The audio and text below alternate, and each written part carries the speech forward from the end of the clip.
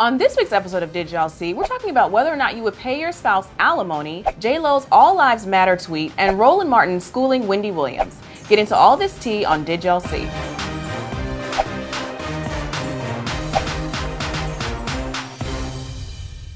Welcome to another episode of Did Y'all See. We have a lot to talk about today, ladies, so I know y'all ready. First up is Miss J to the L-O. Hello. She messed up this week, y'all. She and Lin-Manuel Miranda, who is the creator of Hamilton, the Broadway musical, they came together to write a song to honor the Orlando shooting victims. And they were performing, I think it was the Today Show, and she tweeted, or her people tweeted, a picture of them at the performance with the hashtag All Lives Matter. And people came for her toot sweet. So what do y'all think about it? Did you feel a way about the tweet? Regardless, if she tweeted it or her people or whatever, and if she wasn't even I don't think she was trying to make that statement where it's like, all lives matter more than the black, but you know what that implies, and you know this ain't the time for that. So that's a totally separate subject of the Orlando shooting and like the Black Lives Matter issue. She should have fixed that up. And the tweet came down, but her Instagram still has an image up of like the song promoting it, and it says All Lives Matter. So I think she needs to come up with an apology or something, because she hasn't said anything. I just feel like a lot of Latinos, when it comes to police brutality, even though they are affected by it as well, I feel like there is they like to be very distant about racial matters. And that's why I'm not surprised that Jenny from the block, you know, she's not from the block no more, you know. One of our friends, Marjorie, said that too, hey girl. But it doesn't surprise me. But I do like her hard work, and I like her personality. She seems like a really sweet person. So I was just really disappointed, because I'm like, girl, all these black people you done spent your time around, you done lived around, you know, you built your career on with the help of, you know what I mean? Like, it's just, you know, because I mean, literally, her first job was on In Living Color. Black people employed her. So I'm like, when you don't have anything to say about these issues, you know, fine. Not everybody needs to speak out about stuff. But when you come out and you bringing up that shit, like, that's like, to me, it's almost like raking like your fingers over a chalkboard, because it's so deaf to like the obvious. Like, I just don't, I feel like at this point, if you say that all lives matter, you're just racist. That's it. Like, I have nothing for you, because it has nothing to do with anybody else's life not mattering. Exactly. It's just about the fact that it's so clear. We have a videotape for you that clearly our lives don't matter, because we're getting gunned down in the street every other day. And it's just like, well, just take down it's fine, just take it down. But you don't know how the implications of what you're putting out there. That's to me, that really hurt my feelings. I'm like, all these years you was J to the L-O, hello. You know, with Fab, with LL Cool J, with everybody, Ja Rule, Ashanti, everybody. These people was working and writing your stuff. And you don't have nothing to say about nothing? But see, that's what bothers me about it. It's like, you can pick up blackness when you want and then throw it down when you want. And we don't have that luxury. And my thing is, and I just like, living in New York, I didn't know like Latinos said the N-word until I came here. Right, exactly. Because the Latinos in Indiana, where I'm from, you don't do that. But the thing is, here, I'm like, that's cool if y'all want to say the N-word, but I need y'all to be like, I'm Afro-Latino. Like, straight up, don't play. So if you're not trying to claim Africa and your ancestry, I don't want to hear it. Because you don't want to identify with that struggle. And I don't think J-Lo is out here tweeting. I think it was her people, but like you said, it speaks to the fact that she has people around her who are completely detached. And you need to really figure something out. Y'all see, Crystal is in our minds again this week, because she went off on someone who was like, I can't follow DeRay McKesson, DeRay McKesson, who is, you know, one of the leaders in the Black Lives Matter movement, because he's gay. And Crystal was like, y'all see, this is why I'm always trying to fight for people who are not straight, black, cisgendered men, because these are the few people who are fighting for you. Gay people and black women, and y'all still have no love and respect for these people in these communities. So what do you guys think about that? I agree with her. I mean, I don't understand why his sexual orientation is coming into question, but you know, it's always, let me tell you, there's always the people at home. Now it's not PlayStation, it's Pokemon Go. That's what's going on. It's always them, and like I always say, they're your very idol, and you're jealous because this person is getting a lot of recognition that you're never going to get. And her point, you know, of like, even if when you don't even believe that way, men still don't call other men out for that nonsense either. Like, a woman still has to check you. Yes. It's a hard time to say, like, should we focus on that, you know, right now in the midst of all that's going on? But when is there going to ever be another time? Because if your mind ain't open to that now, it damn sure ain't going to be later to when this isn't an issue, hopefully. So I do think we can multitask, you know, you can focus on more than one problem at a time, and particularly when it's all connected. So I think she was right. I just feel like people worry about the wrong things. You know, at a time, I mean, you just can't say you're out here saying that Black Lives Matter and then it's like, but specifically, Black straight lives, more so men than women, and not really children. You know, their lives matter. Like, you can't be doing all that. If we're going to say Black Lives Matter, then everybody's life has to matter, and we can't keep sitting out here.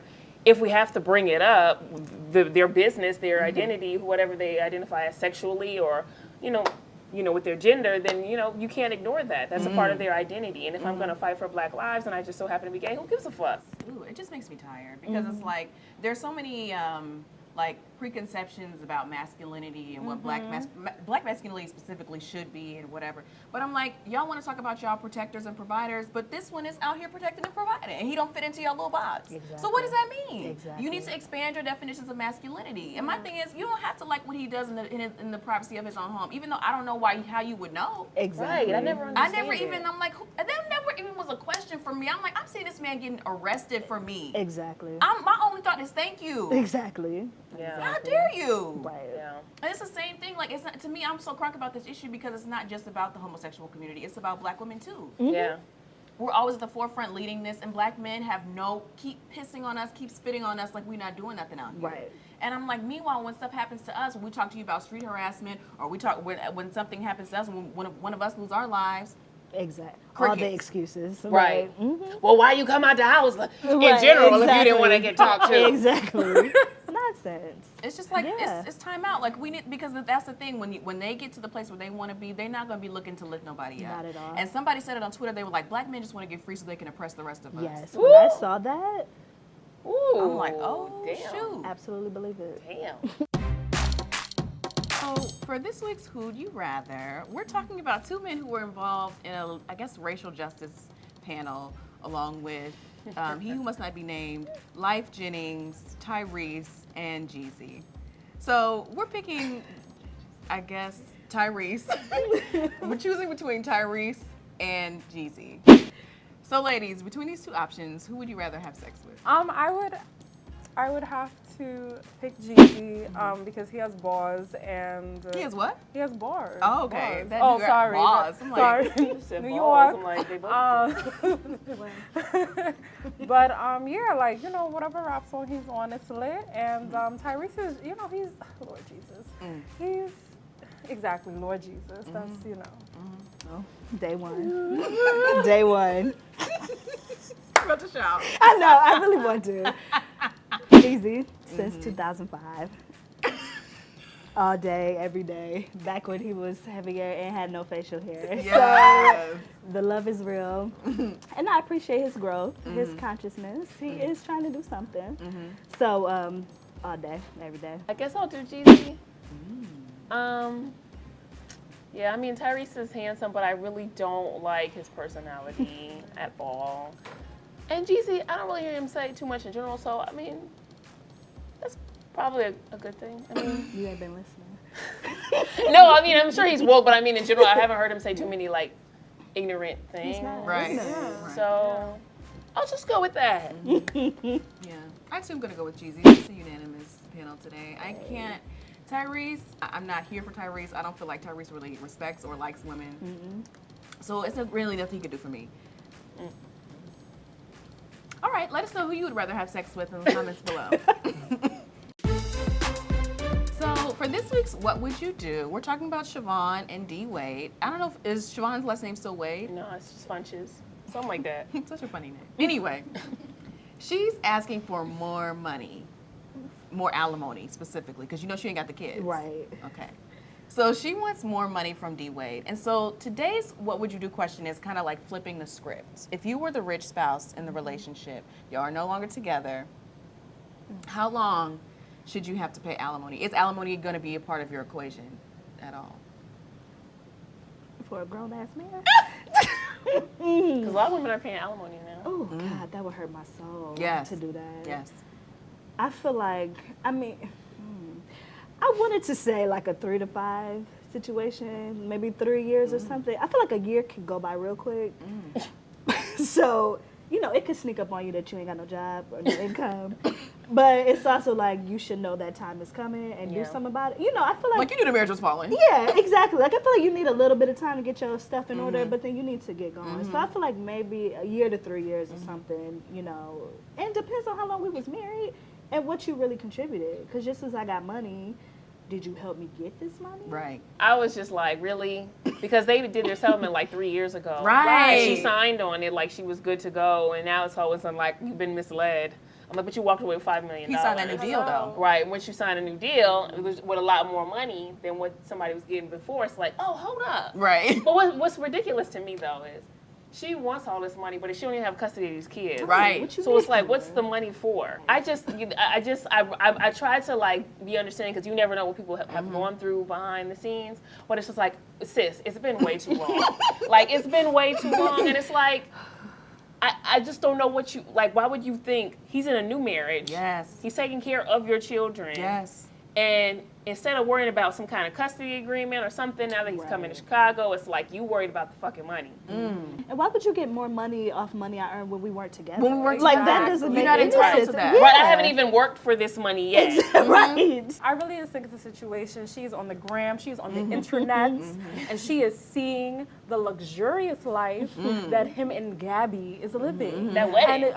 And so when you see that, you're like, hold up. I wasn't gonna give on she dress to the ESP. You know what I mean? So I really just feel like, and that's the problem with alimony. It's like people with social media, with all the stuff that we have going on, it's like people see what you have, and they may not necessarily. I mean, we know how he's getting his money, but in everyday life, like, you don't know how people are really living day to day, but because their salaries are not put out there. But because you see that, you whining and zining, it's like I'm trying to go to Benihana's, I'm trying to get that money too. My thing is this: I don't really like the concept of alimony, but I understand that, being a stay-at-home mother or taking care of children or helping you build your business. In the case of Siobhan, there was a period where D-Way was living in her parents' house, on the couch or whatever. So, exceptions, there are exceptions to that. But my thing is, if you're going to detach yourself from me, don't ask for my money. I don't like that, but I would have my stuff. If I had real money for real in my prenup, it would be like, unless you were a stay-at-home father, because I already have my stuff together, it ain't going to be no man helping me get my stuff. Right. Unless you were a stay-at-home father, or unless you helped me, you were a business consultant, then you're not getting no money when we part. Exactly. And that's just what it's going to be. Exactly. And that, seriously, I'm not giving you that. I just can't. So what would you do? If you had money like that, would you be paying your ex-spouse alimony? And how much and for how long? For this week's Cold Tea, we're talking about Roland Martin appearing on the Wendy Williams show to school her about her ignorant-ass comments that she made last week about HBCUs and the NAACP. So what do you guys think about him appearing on the show? She apologized, and she said she wanted Roland to educate the audience, all of us, about why she was so wrong. Phony. I think it's funny. I particularly want to know, there was a story over the weekend that she had lost her Chevy deal, because of what she said. I think if that's true, that's why she made this big spectacle. Because if you had any sense about you, those words would have never even come out your mouth to begin with. You know why NAACP exists. You know why HBCUs exist. And then to still even get up there, to tell me why I was wrong, because I still don't know why I was wrong, but I'm going to have you come on here, and act like I know I'm wrong. So I think it's phony. Yeah, I couldn't even get upset when she even made the comments because I was just like, that it was so clear that she was not educated on the whole history, obviously. There's only reason we have HBCUs is because we couldn't get into the universities before then, so I was just like, damn, Wendy, you don't have to say everything. But she does so much and says so much just to be a differing opinion. And just to get people talking, and I think she really was looking at her audience you know what I'm saying, and they were like, "Ooh, no, Wendy, no." And that's when she probably was like, "Oh shit, okay." But good for them. Good that he was able to get him some time to talk on TV, and that she was able to apologize. They're both a mess. That's all I got. Oh my God, girl, she's a liar because you went to college in Boston, so you already know. Okay? You went Boston, and you built your entire career on the backs of black media, and I'm done. So. You can't really do the whole like, oh my God, no, Shawnee. Yeah. Stop it. She does do that. Yeah. She does the do whole that. pandering, all that, yeah. I'm just surprised though, actually, because I'm like, it was very Stacey Dash. Very. And I'm like, did someone write this for you to say, or do you really believe this Right. in your heart and soul? Because what is going on? Exactly. It was like shocking to me. I was Yeah. like, what are you talking about? What are you saying? Yeah. And then to say you have relatives who went to HBCUs, then shut up. Right.